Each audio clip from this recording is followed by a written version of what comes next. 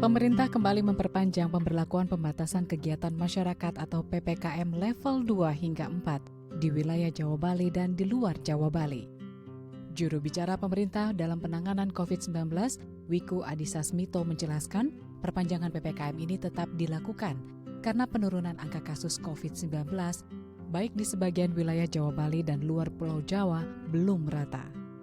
Bahkan pada minggu ke-6 PPKM level 1 hingga 4, 5 provinsi masih menunjukkan kenaikan kasus positif yang cukup tinggi, yakni NTT dengan angka kasus sebesar 2.303 kasus, Sulawesi Tengah dengan angka kasus 1.733, Bangka Belitung naik menjadi 982 kasus, Kalimantan Selatan naik menjadi 624 kasus, dan Sumatera Barat naik menjadi 587 kasus.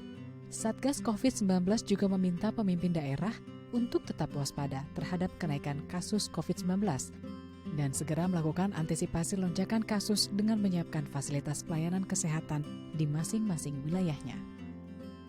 Gubernur dan wali kota serta bupati di bawahnya untuk sekarang juga mengantisipasi, bergerak mempersiapkan fasilitas pelayanan kesehatan di wilayahnya masing-masing agar kasus yang naik ini dapat segera dikendalikan. Kita sudah berada dalam situasi pandemi COVID-19 selama 1,5 tahun. Mengingat hal tersebut, saya berharap pemimpin daerah mampu membaca data secara lebih cermat agar dapat mengantisipasi kenaikan kasus dan menyiapkan strategi penanganan COVID-19 terbaik untuk daerahnya masing-masing sebelum terjadi lonjakan kasus.